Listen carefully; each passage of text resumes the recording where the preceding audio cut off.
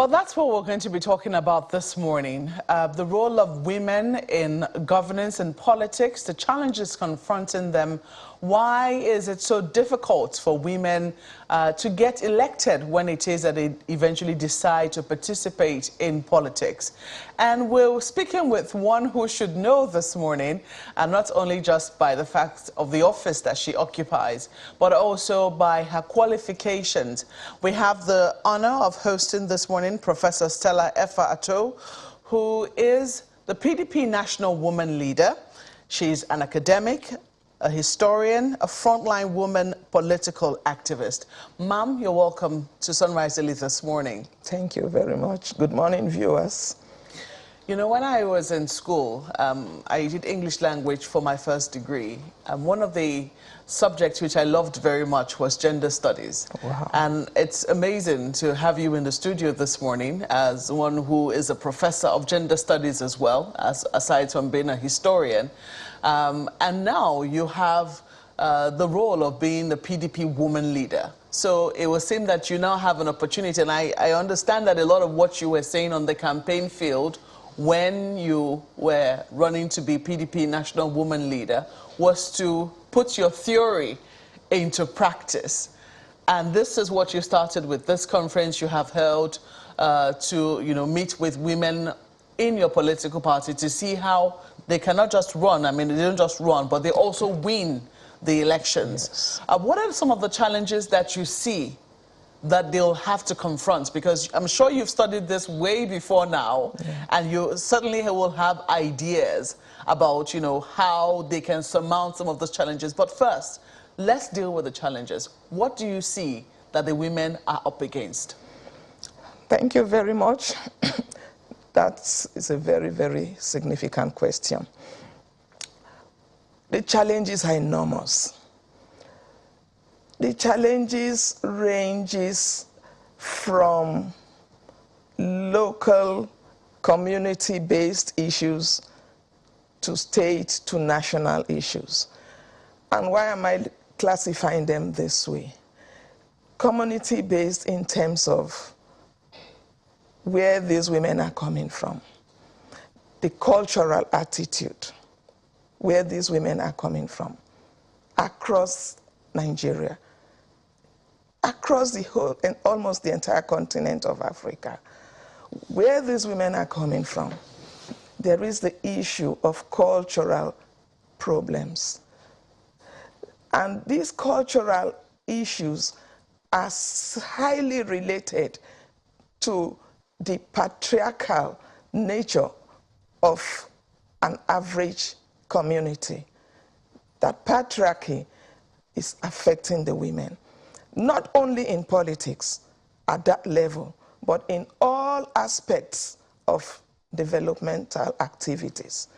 So when these women come out from this kind of background, you realize that it affects them even as they move on to the state level and to the national level, because that attitude is inbuilt in most of the cultural nature of the people of Nigeria, in particular, and Africa in general. So it's affecting the women so seriously. That is why I'm starting from that basic foundation, that background. And that's a major foundation. Yes. The culture of the people. Yes, the culture of the people, because by the time the woman is coming out from that cultural orientation, the mindset of the society is already made up. Okay, because politics is basically local. That is what we say normally. Politics is basically local. You are starting from the ward as a woman like any other politician. As you are coming out from the ward, you are coming out with that patriarchal attitude of the society. You are coming out with that cultural issues surrounding the society. I want to examine that issue a bit more. Yes. I would let you go on to other challenges, and I imagine that they're numerous. Yes, they are numerous. Yes, but the first one, the basic one, I would have thought that by now we would have made some progress. I mean, we have seen that women have gone on to do exploits in the academia, in the private sector, in the economic sector. Women seem to be making some progress there. We have more women in the boardroom and they're making their mark. Why would it seem that in terms of politics, the cultural aspect seems to be really, really strong, and it would seem that these other areas haven't quite permeated the issue of politics? Well, one thing I would want to say is that culture is one issue that is very difficult to crack. It's very difficult to crack. You could look at the world. Possibly the European culture could be very, I wouldn't say very, could be easily penetrated in one way or the other. But from my own studies, I have realized that basically African culture is a very difficult area to penetrate easily and bring about innovations. It's not easy to bring about innovations in African cultural practices. Why am I saying this? If you look at the masquerades that have been moving around and performing when I was 6 years old, those are the same masquerades dancing, and they are still maintaining the same steps. And if you want to bring certain innovations into the changes in their steps, the typical African community will say, no, that is our tradition. So in our society, it is as if tradition must just be stagnant. There shouldn't be innovations. Why do you think it rears its head more when it comes to politics? I think that's the question I'm trying to... Yes, it rears its head more in politics because basically the traditional African masculine individual would always want to feel he's at the top, which is biblical. It's biblically accepted. But I don't know how to put it, but it is just culturally deep-rooted. Okay, so you talked about culture and how basic that is and how it rears its head and how difficult it is to change that. What are the challenges? There are so many other challenges. There is the issue of sexism, typical bias against women, which is just there. Isn't that as a result of the culture? Well, because I wonder what will be the difference between... Yes, there could be the cultural aspect, but even in European societies, you still have that issue of sexism. So that's why I'm classifying it separately. Okay. Sexism could exist in traditional cultures. It could exist in, much more modern civilizations. So there's this sexist attitude, typical bias against the female. Then there is the financial aspect, because if you watched our program yesterday, Young Josephine and Henny kept saying to the women, politics in Nigeria is basically about money, money, money. And she went on and said, ego, kudi, owo, and it's true. That's the way it is in Nigeria. And when you come out as a woman and you are not financially strong, it becomes a serious problem. Right from where you are emerging, with the backloads of cultural problems we are having there, with other problems related, to sexism and all other patriarchal issues, coming from that background, then you come out here and you are faced with finances. Because let's tell ourselves the truth. Politics in Nigeria has a lot to do with money. Right from the ward up to the state, to the national, it has to do with money. And I'm not saying Nigerian women don't have money. you have a number of Nigerian women who are financially strong. But when you look at the whole scenario, you realize that most of the Nigerian women who are financially strong are not even interested in politics. Most of them are in businesses. We have business gurus out there. So it's not as if Nigerian women are poor. So there needs to be much more than that. I mean, so for those who have shown interest, these are some of the obstacles that they'll be up against. But for those who are in business, I mean, even though some people argue that, of course, there are also men in business who are making money who are not interested in politics, and you cannot force them. But there'll be questions as to why it is that women who are in business, why should they show an interest in politics when there are other obstacles? So, for instance, the violence part. Everybody knows that it is, I mean, in business, you go in there, if you're able to prove your worth, you make your money. But in this part, it will seem that there are so many obstacles just put in the path of, you know, would-be aspirants.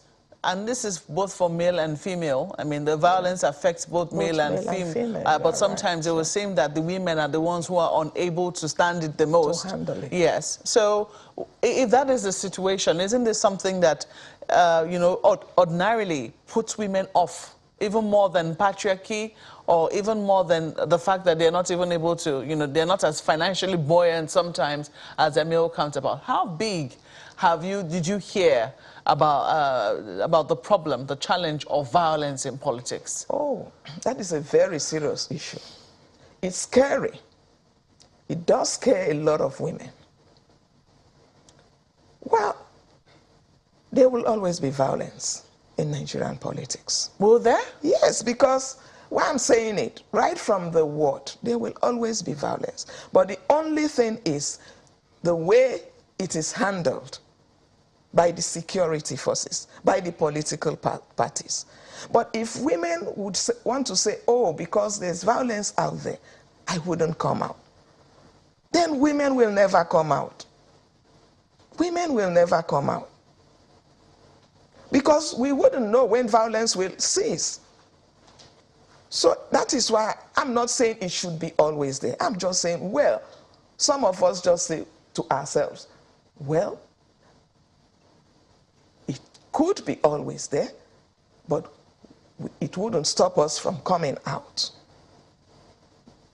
But we keep praying and keep reaching out to the society, especially the political community, to help as much as possible to reduce violence.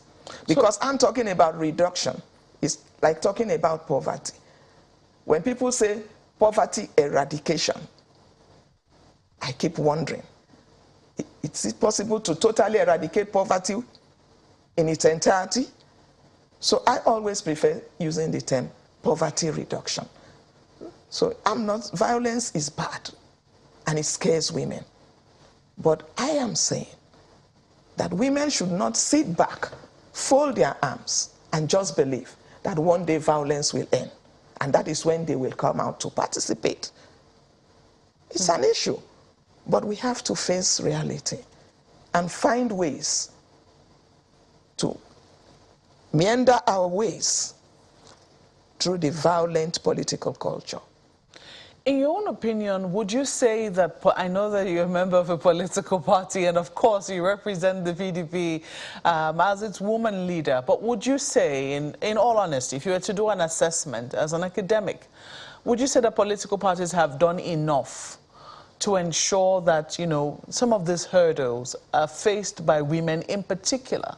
Because, I mean, when you look at the figures about women participation in, not just participation, but women in offices, in the National Assembly, for instance, the numbers keep dwindling. It's a shame, the kind of figures that we currently have in the National Assembly. I think between 3% and 4% of the total figure in the entire national. I have something here. National Assembly. I mean, you'll be free to, you know, bring up whatever it is that you have. Okay.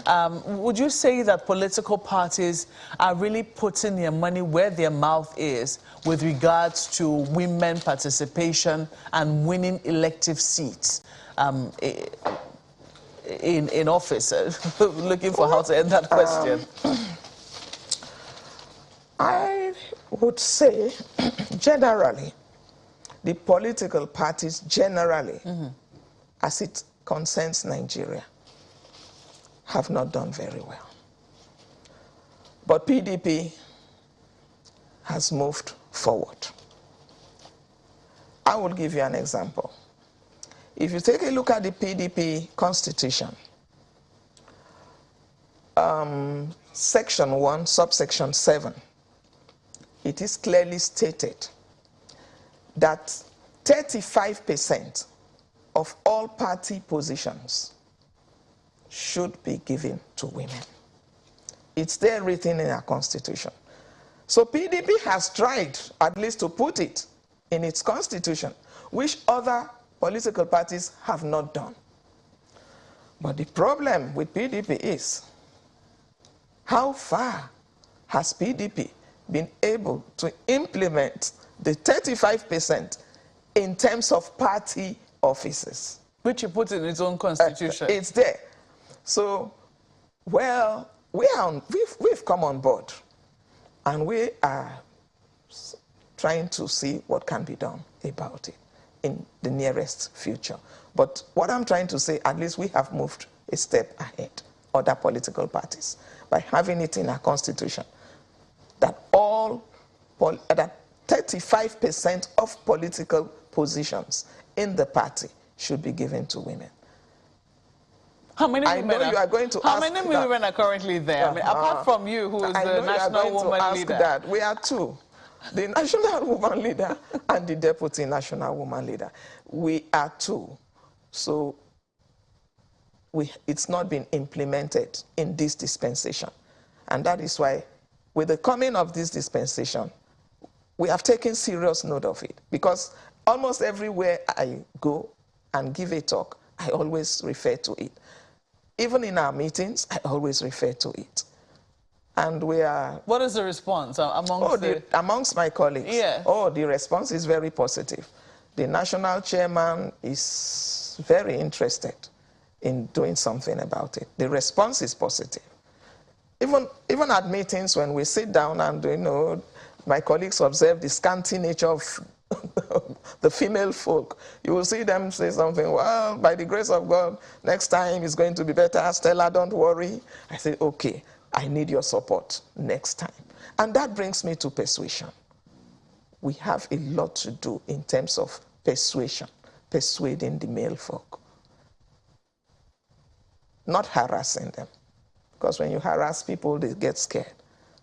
So we have a lot to do with in terms of persuasion, across board. Let me take this now to my colleagues in Lagos. Well, gentlemen, you've seen that Prof has won her glasses, so she's ready for any questions that you might throw at her. Over now to you. Well, the questions, I don't know if they're academic questions, but they're questions all the same. Prof, I mean, listening to you, the persuasion is actually quite strong, and quite a number of men, you would agree, including the Speaker of the House of Representatives. This seems like to be one of the supporters of the color purple.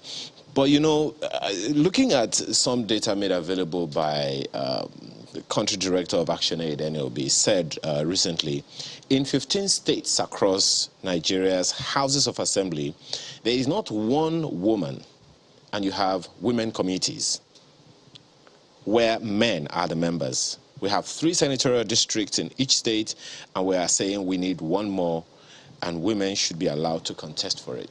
Now, that speaks to one of the gender bills to the effect. But in terms of, you know, something that you said, you know, when you were ending your comments a second or two ago, you talked about the need to persuade men. I'm wondering what you think or how you think that can be done, seeing that women are very, very active at the local levels, but even at the state levels, the houses of assembly, 15 states don't have one woman, and there are committees in that house that are headed by committees for women headed by men. So in terms of collaboration, in terms of engagement, in terms of persuasion, what steps what steps need to be taken? What are the things that need to be understood by the political class in order to give them enough understanding that women are not in competition, but in complementary roles to them?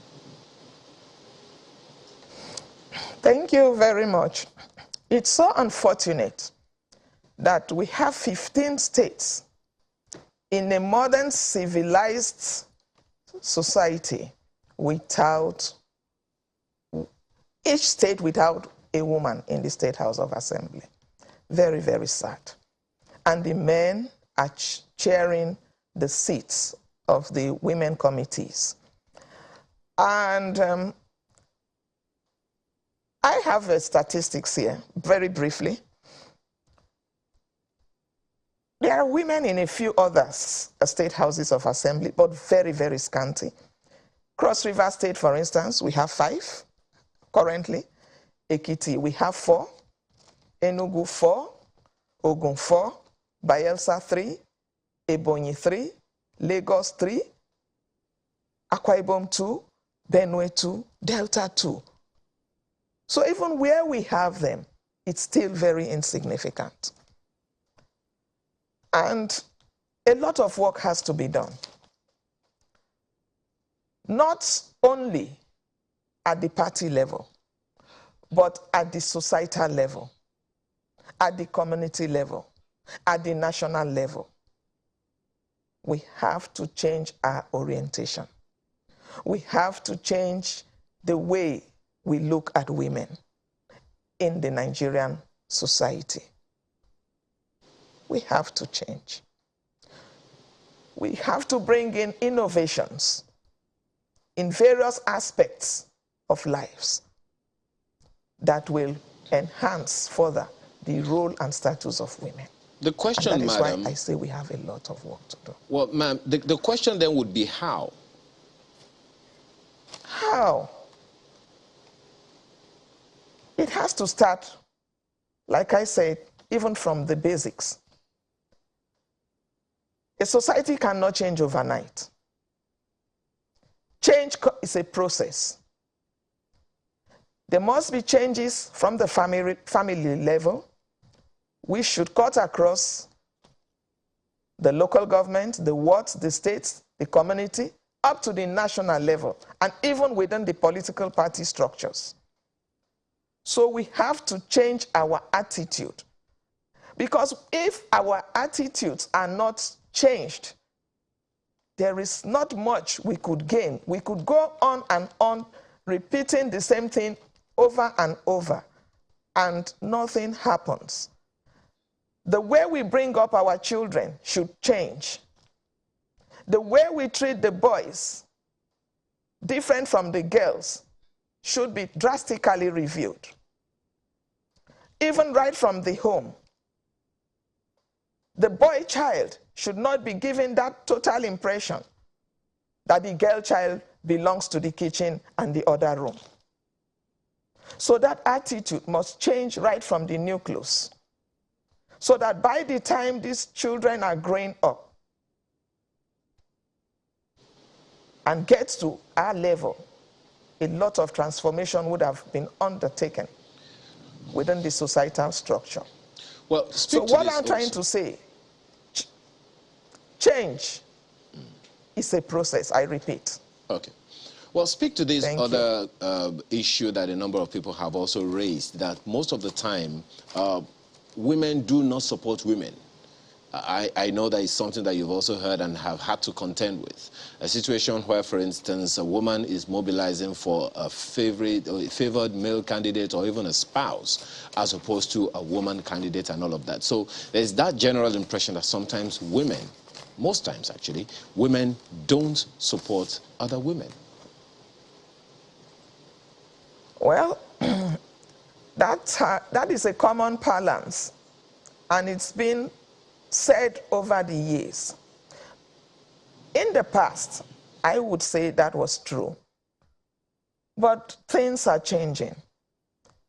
From my observation, in recent times, women are beginning to change that trend. Though it's still a process. We've not gotten there.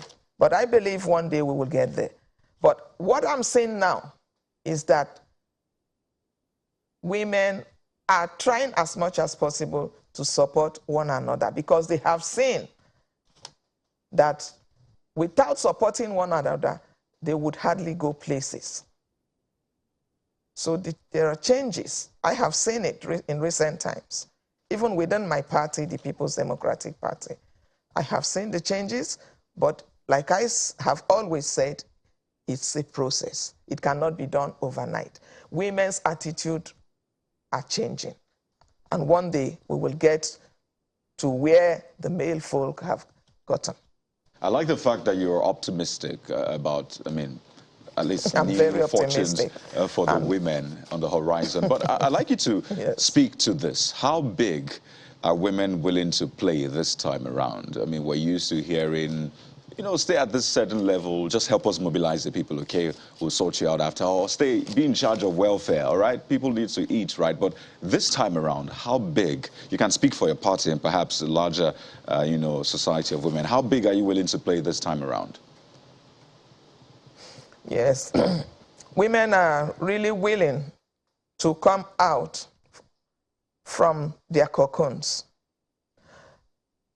Over the years, politics, as it concerns women, had always been seen in a very negative perspective. For instance, in the past, when you see women, most women, I wouldn't say women generally, most women coming out to participate in politics were just coming out to, you know, run around performing errands. Some of these errands could involve cooking, could involve sharing wrappers, you know, sharing wrappers, cooking. And that was why then women were referred to as clappers and dancers. But things are changing.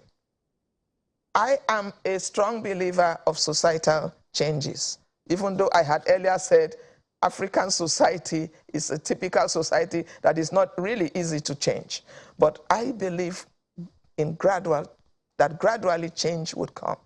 So now, look at the women we have today. A larger percentage of the women we have today in politics are highly educated women. You have all calibers of women in Nigerian politics today. You have all caliber of professionals. You have engineers, you have professors, you have medical doctors, you have all sorts. They're all out there. So it is no longer the kind of attitude we used to have in terms of clapping and dancing. So these women are here with us today, including my humble self. And we are bringing female participation in politics into a more beautiful perspective. Well, madam, if you're willing to play... Go ahead, Mokwe. Let's go ahead. Go ahead. I didn't mean to cut you short. I was just trying to imagine someone telling Prof, I mean, to go and be a clapper and a dancer. I certainly know that, you know, even that person, you know, would look at a woman of her standing properly before, you know, trying to, you know, subject her to that sort of role. But I mean, over now to your question. Oh, definitely, Mokwe. I mean, it doesn't even look or sound right, clearly. But, Prof, still on that point, if you're willing to play big now, beyond clapping and dancing or mobilizing, it means we saw women in your party saying they're gunning for presidency, some of them for other, you know, yes, big roles, as it were. But the main point is willing to play big is also willing to mobilize funds. And I mean, it's been said, it's been called all the different words, money, ego, kudi, owo, and all of that, which is a major issue when it comes to politics in Nigeria. But the question is, where or how are women going to raise the funds? I know that women have a way of raising funds, but really, how are they going to do this? Well, I wouldn't talk for individuals, But I believe that most of these women that have come out to participate, to pick farms, to contest for various positions, ranging from the presidential tickets to the governorship tickets to the Senate tickets, House of Representatives, State Houses of Assembly. I believe that before most of them came out, at least they would have checked themselves. Like I said earlier on, it's not as if Nigerian women are not wealthy. You have a lot of women that are financially good. They are financially buoyant. And most of these women you have seen that have come out, at least for the PDP. I have looked at some of them. I have investigated some of their backgrounds. Most of them are coming out from very comfortable financial positions. So that was why I said I wouldn't want to speak for individuals. But generally, when we talk to our women, we always say to them, please, if you want to come out to contest for elections, make sure that you have been able or will be able to raise at least the nucleus sources of income to support yourself. Because when people see you coming out with nothing, of course, people will be scared to give you the support.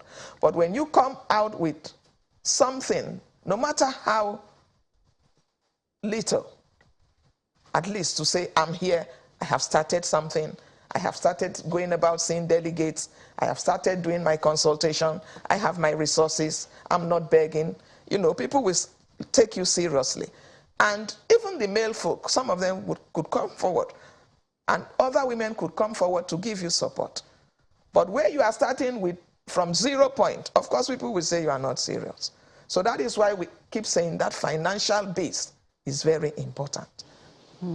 I'm just wondering, do you think, I mean, even though you are very optimistic, you also are not dewy-eyed about the challenges that lie ahead for women, regardless of their political parties.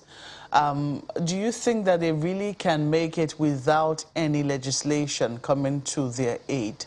Looking at just how backward we are with the figures that we have in terms of women participation in politics. I believe the women need legislative backing.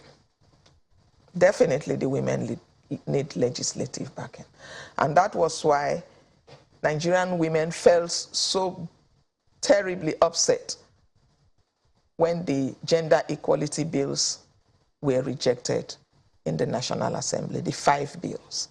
The women really were upset because they thought that would have been a very beautiful and comfortable avenue to, help in enhancing their roles and status. And notwithstanding... Well, there's still one more bill. I don't want it to be mixed up. The gender equality bill is being pushed, I know, in the Senate by Senator Olujimi. Yeah. Well, those were like the gender bills in the Constitution, so that there is no mixed up. This is for our viewers, so that there is no mix up with that particular one. The gender equality bill, I think, was stepped down. Yes. And I think the Senate is still going to consider it again. On it. Yeah.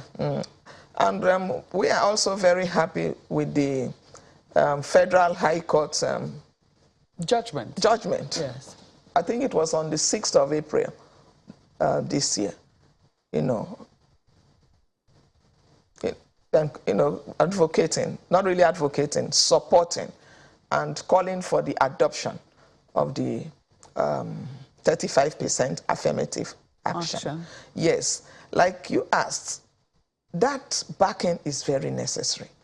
Because if you look at the global scenario, you will feel very sorry for us, for Nigeria. Rwanda, for instance, in Rwanda, they have the backing, they have the legislative backing. And today, women participation in the legislative angle in Rwanda is 61%, 61.25%. The same in South Africa, because of the backing, 46.1% currently. No, that was 2021. What I would like to know is that I haven't listened to... Can you permit me to tell you Nigeria?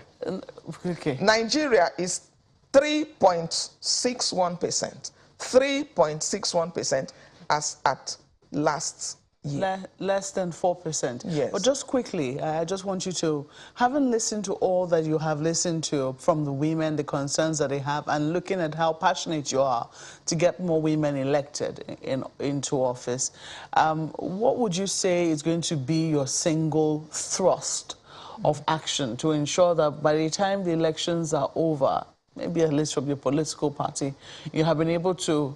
Well, maybe some people will say the first thing is to ensure the women get are able to, you know, succeed in the primaries, which is where you will have some control, it will seem.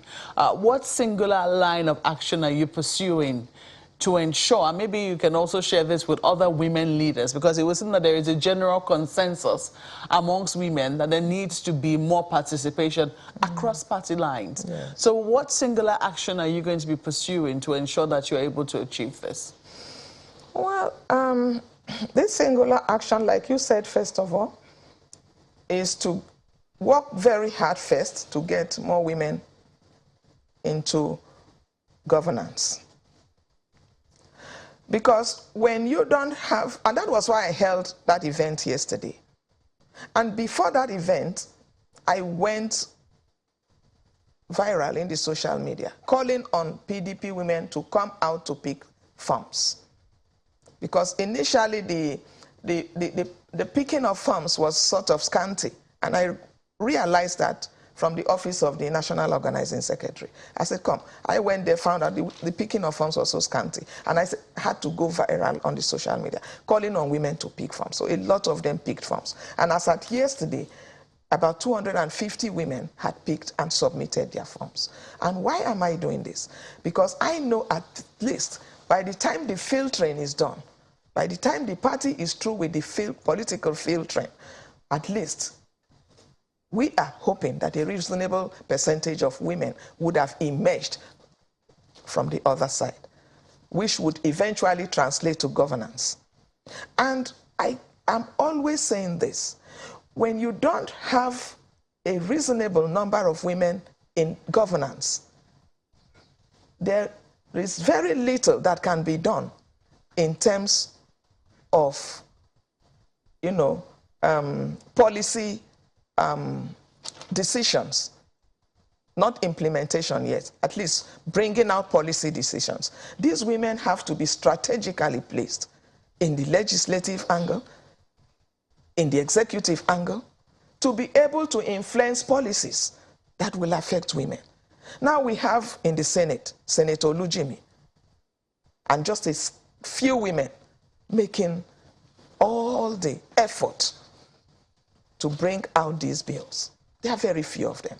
But if there were many, possibly the impact would have been, or the effect would have been much more better. So I'm always saying, you have to start somewhere. If the women don't come out to pick the forms, how will they be filtered? How will they be available to be filtered politically to cross the border, to translate into governance? So we need a lot of this. So that is why I keep saying it's a process.